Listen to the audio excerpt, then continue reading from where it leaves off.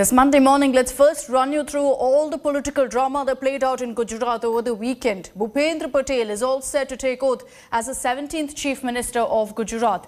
The new CM swearing-in ceremony scheduled to happen at 2:20 this afternoon. The ceremony will also be attended by Home Minister Amit Shah as well as the Madhya Pradesh Chief Minister Shivraj Singh Chauhan at the Raj Bhavan in Gandhinagar.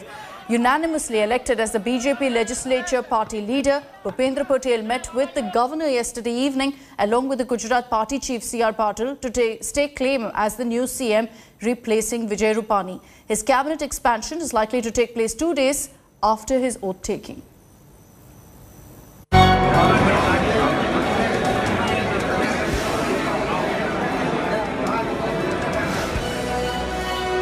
A Saturday suspense followed by a Sunday surprise in Gujarat. After Vijay Rupani's sudden resignation, BJP picked Bhupendra Rajnikant Patel as the new Chief Minister of Gujarat.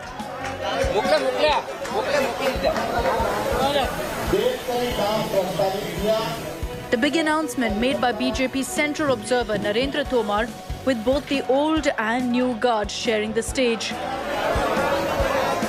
After a huddle of BJP MLAs in Gandhinagar, overseen by 4 BJP observers. The move is seen as a big BJP patidar gamble just 1 year before state polls. मैं सबसे पहले माननीय नरेंद्र भाई, माननीय नड्डा जी और अमित भाई शाह साहब का तहे दिल से आभार मानना चाहता हूं।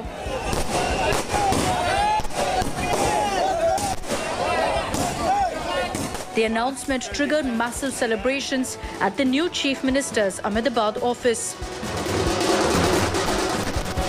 What the 57-year-old low-key first-time MLA brings to the table is undoubtedly a strong caste connection, the Patel factor. He belongs to the Kadwa subcaste of the Patidar community. The 4 other Patidar Chief Ministers before him all belonged to the Liuva Patel community. Sources say that Bhupendra Patel was handpicked by the top BJP leadership in Delhi. The outgoing Chief Minister Vijay Rupani formally proposed his name and it was passed unanimously. The BJP top brass sent congratulatory messages for the new CM designate.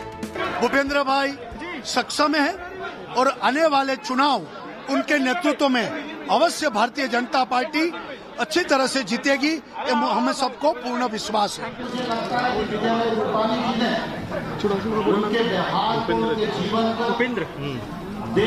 Bhupendra Patel ऐसे कार्यकर्ता Shri Bhupendra Rajinikanth Patel.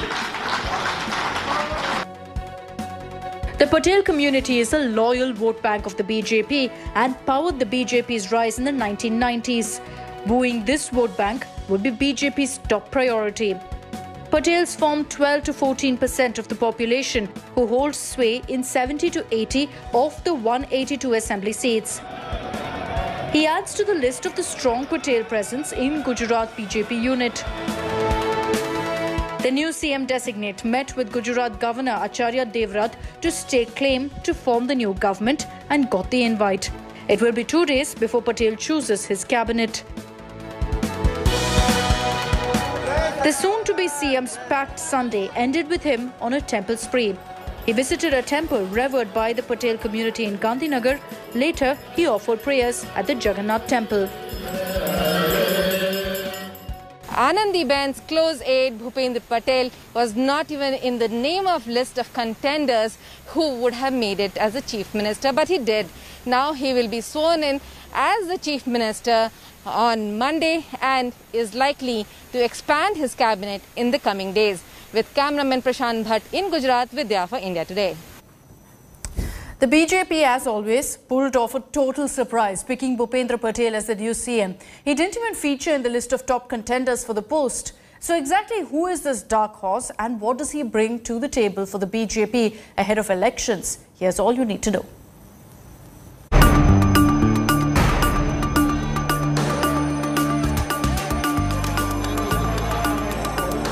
Narendra Modi taking oath as Gujarat Chief Minister way back in 2001. Laying the foundation stone of 2 decades of BJP rule in its first citadel. Cut to 2021.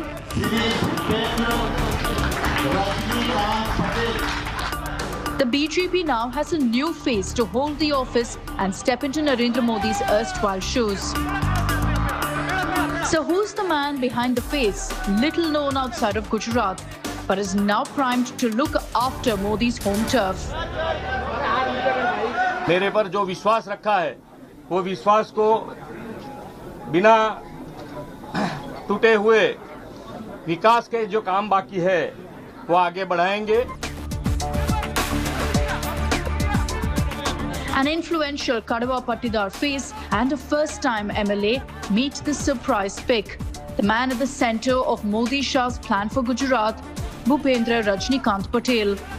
The 57-year-old is known to be a protege and a close aide of former Chief Minister Anandiben Patel, another Patidar stalwart of the BJP. A trusted confidant of the BJP top brass, Patel is known to be close to the BJP central and state leadership. A first-time MLA, Bhupendra Patel contested from the Ghatlodia constituency in 2017 and won against Congress's Shashikant Patel. The mammoth victory margin of more than 1 lakh votes was the highest winning margin in the 2017 Gujarat polls. An engineer by education, he played a key role in municipal politics and was an architect of BJP's surge in civic polls.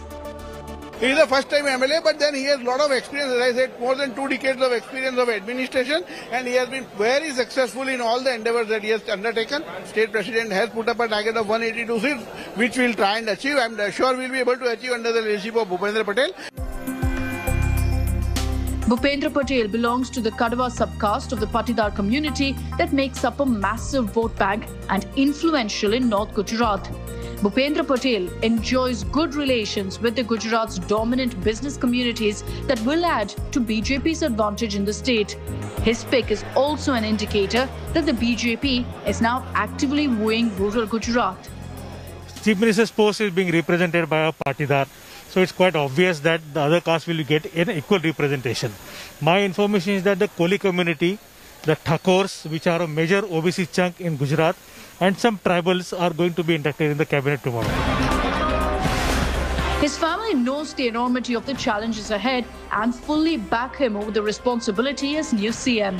बहुत अच्छा लग रहा है और Bharatiya Janata party ने जो भी विश्वास दिखाया है उसमें आगे बढ़ेंगे और जो जनता लक्षी कार्य है उसमें आगे बढ़ेंगे और पीएम मोदी साहब ने जो भी विश्वास दिखाया है उसमें खरे उतरेंगे पापा. The man in the top post has some big tasks at hand to woo back the Patidars, who've been BJP's strongest of supporters, to offset the anti-incumbency the BJP is facing in Gujarat and adding to the ever-dependable Modi factor. Though it is said that in Gujarat, either you're from the Anandiben faction or from the Amit Shah faction of the BJP, but Bhupendra Patel is one of those rare people in this entire party who have close ties with Anandiben Patel as well as Amit Shah. With cameraman Prashant Bhatt in Gujarat, Vidya for India Today.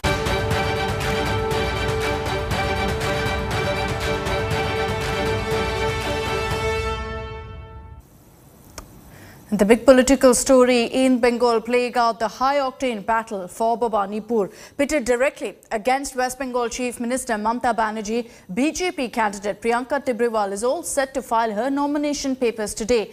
Tibrewal, a 41-year-old lawyer, was one of the petitioners and BJP's counsel in the post-poll violence cases in the Calcutta High Court. The petitions eventually led to the court ordering a CBI investigation. The by-poll in Bhabanipur, a Mamata bastion, is a do-or-die battle for the West Bengal Chief Minister. Mamata has to win the September 30th polls to continue as Chief Minister because that will ensure that she's part of the Assembly. The voting in the Bhabanipur by-polls will be held on September 30th. The results are to be announced on October 3rd.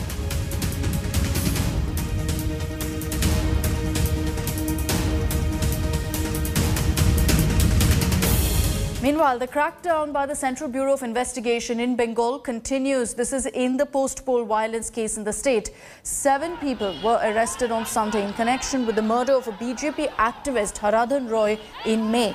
On August 27, the federal probe agency had filed an FIR in the brutal killing of Roy in Cooch Behar. The CBI had allegedly recorded statements of Roy's family members and recreated the crime scene before going ahead and making these arrests. This is the second case of post-poll violence in which the CBI has progressed and made arrests. On Saturday, 4 others were arrested. That was in a separate case. The CBI has so far registered over 34 cases for rape, for murder and for rioting, which took place post-elections in West Bengal. 4 charge sheets have been filed also by the probe agency.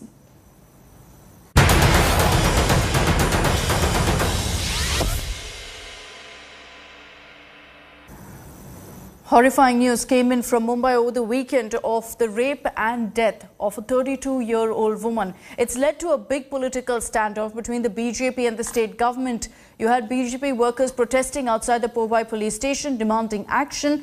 The Mumbai police has meanwhile nabbed one of the accused.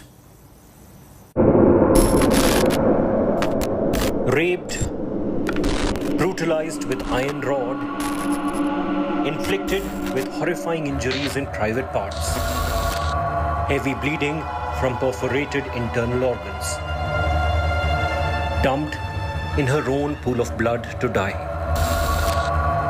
The horrific rape and murder of 32-year-old Mumbai's Nirbhaya has shocked the nation.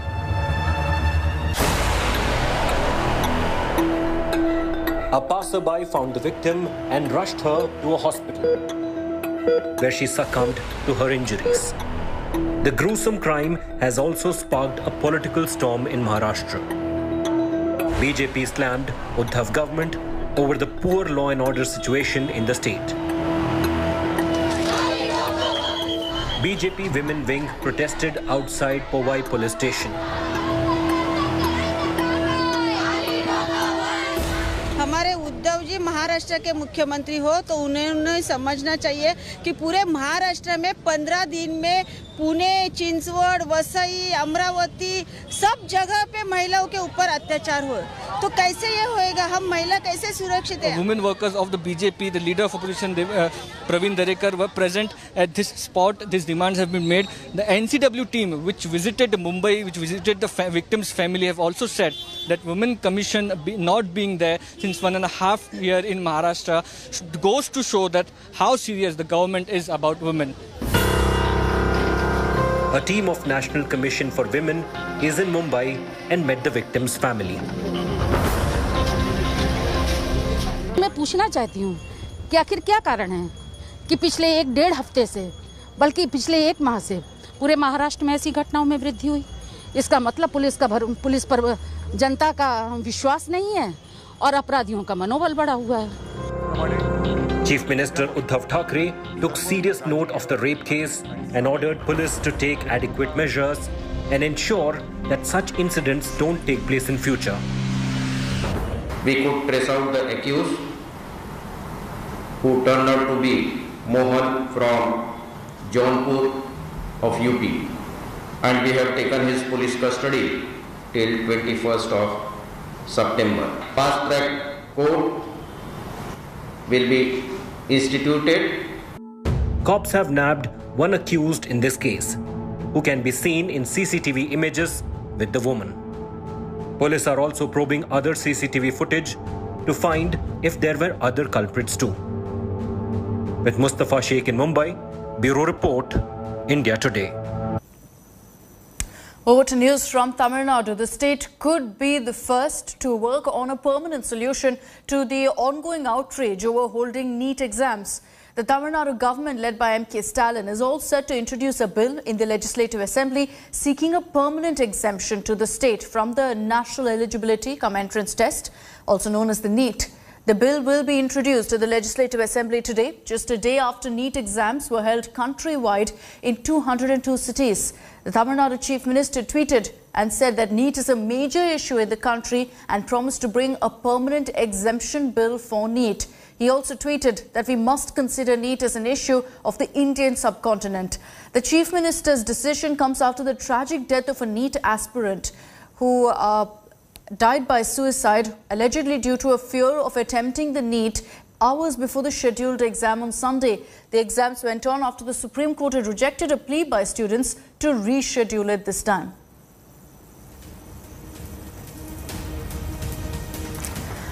There's a massive row that's playing out in Karnataka after the demolition of an alleged illegal temple. Leader of opposition Siddaramaiah said that this demolition took place without citizens being consulted and has hurt Hindu sentiments. The VHP also came together to protest outside the Mysuru Deputy Commissioner's office.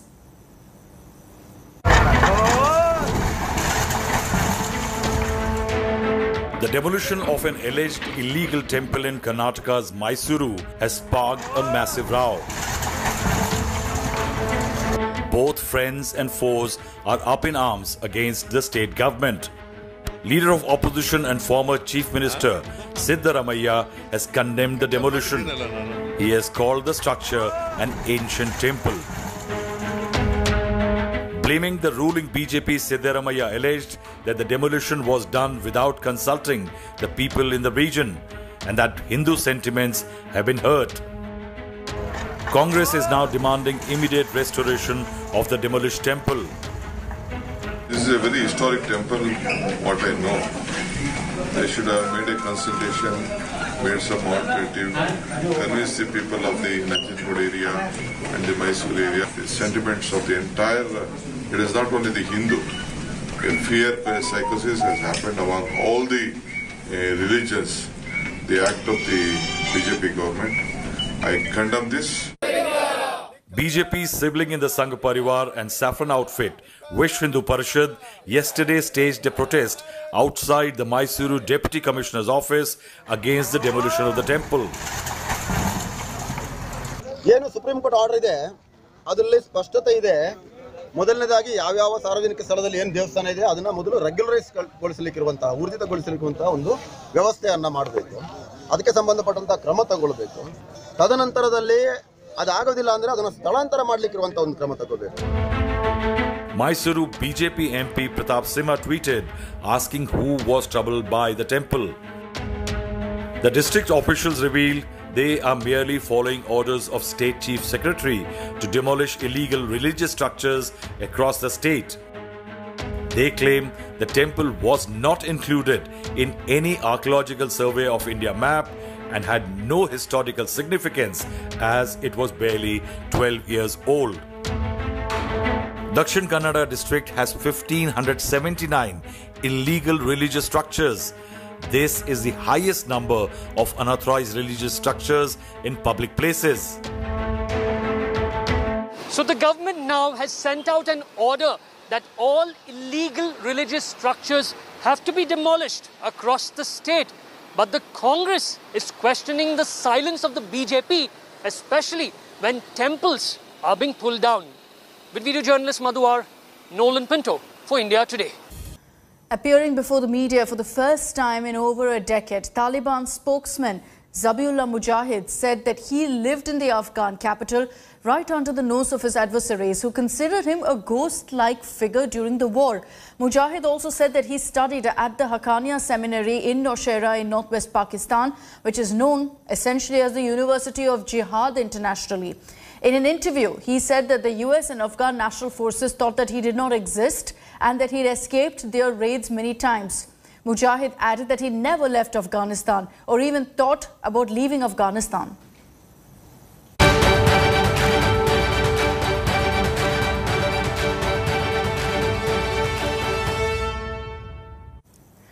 Taliban's repressive and regressive rules continue to make headlines. The Higher Education Minister Abdul Baqi Haqqani said that women can study in universities, but classes will now be gender segregated. This diktat also reads that women will have to wear Islamic dresses. These rules were spelled out at a news conference that was held on Sunday, where Haqqani said that female university students would be required to wear a hijab. He didn't elaborate really on whether this only meant a compulsory headscarf or also mandatory face coverings. The new higher education policy signals a change from the accepted practice before the Taliban takeover. Universities were co-ed, with men and women studying side by side. Female students did not have to follow any dress code. که یو پوهنتون دا ظرفیت ولري چې جدا جدا تعمیرونه ولري نو اول صورت دا دی چې ځای باید جدا شي هلکان په یو ځای کې او نجونې په بل ځای کې او دویم صورت هغه دا دی چې وخت بدل شي په یو وخت کې هلکان راشي او په بل وخت کې نجونې دا راشي او دریم صورت هغه دا دی چې کله نهایی مجبوری وي او د خزینه محصلینو تعداد کم وي نو په هغه صورت کې د پارټیشن نه استفاده دا وشي. And with that, I'm slipping into a short break here on First Up. Do stay tuned to us here on India Today. Over the next few hours, I'll continue getting you all the latest news and updates.